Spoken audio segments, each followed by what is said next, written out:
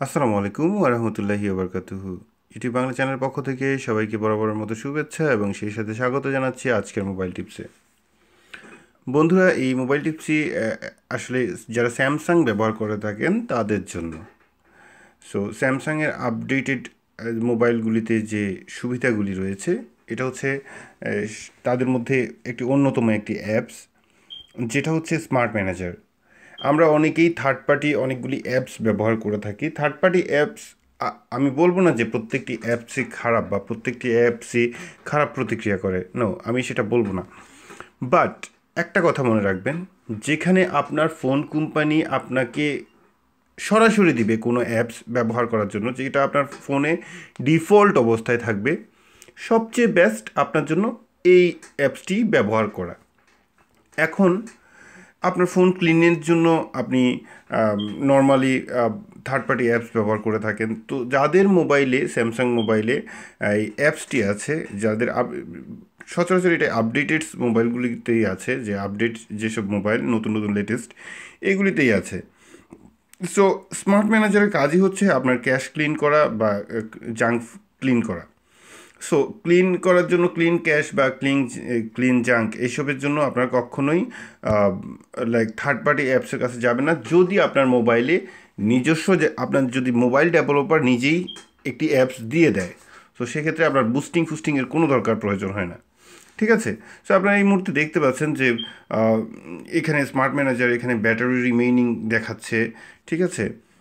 হ্যাঁ, এখন battery remaining দেখাচ্ছে। ব্যাটারি ইউজেস যদি আপনি এখানে ক্লিক করেন, তাহলে এখানে দেখাচ্ছে ইউজেস, ব্যাটারি কি কোন কোন পর্যায়ে ব্যাটারি ব্যবহার হচ্ছে। আর তারপর এখানে আরেকটা হচ্ছে আলট্রা পাওয়ার সেভিং মোড। এটাকে যদি আপনি অ্যানাবল করে দেন, লম্বা সময় আপনি ব্যবহার করতে পারবেন ব্যাটারি। এটা হচ্ছে মোবাইলের জন্য খুব চমৎকার একটি লাইক অপশন। সো এবার দেখতে পাচ্ছেন যে স্টোরেজ, এখানে স্টোরেজ ব্যবহার করার জন্য আপনাকে অ্যালাউ করে দিতে হবে। স্ক্রিন ওভারলে ডিটেক্টেড, যেটা আপনাদের মোবাইলে দেখাবে না, এটা আমার রেকর্ডিংয়ের কারণে দেখানো হয়। ঠিক আছে। সো এটা আমাকে অফ করে দিলাম।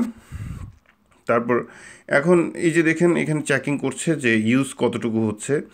এখন delete unnecessary data such as cache, residual, advertisement file, free up more storage. এখানে সে নিজেই অপশন দিচ্ছে, আপনি এগুলি ক্লিন করতে পারেন আপনার মোবাইলের নিজস্ব ডেভেলপারের কাছ থেকে।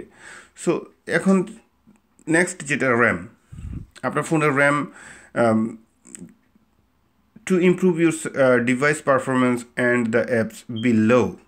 এখানে আপনাকে দেখাচ্ছে যে কোন কোন অ্যাপ আপনার র্যাম খরচ করছে আর কোন কোন অ্যাপস অ্যাকচুয়ালি আপনার দরকার নেই র্যাম খরচ করার জন্য। হচ্ছে গুগল প্লাস। গুগল প্লাস আমরা মোবাইল থেকে অনেকেই কম ব্যবহার করে থাকি। ঠিক আছে।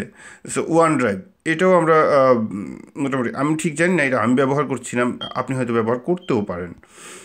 তারপর হচ্ছে আরও অনেক কিছু এখানে থাকতে পারে যে যেগুলি আপনার র্যাম ব্যবহার করছে। সো সেগুলিকে আপনি সিলেক্ট করে করে অ্যান্ড করে দিতে পারেন, আপনার র্যামটা একটু ফ্রি হয়ে যাবে, একটু ফাস্ট কাজ করতে পারবেন। Excuse me. থার্ড যেটা হচ্ছে যে ডিভাইস সিকিউরিটি, এটা হচ্ছে একটা অ্যান্টিভাইরাস টাইপ সিস্টেম, যেটা আপনার ফোনকে থার্ড পার্টি টুলস কোনো হ্যাকিং থেকে রক্ষা করবে বা ইনভ্যালিড অ্যাক্টিভিটিস করতে দিবে না।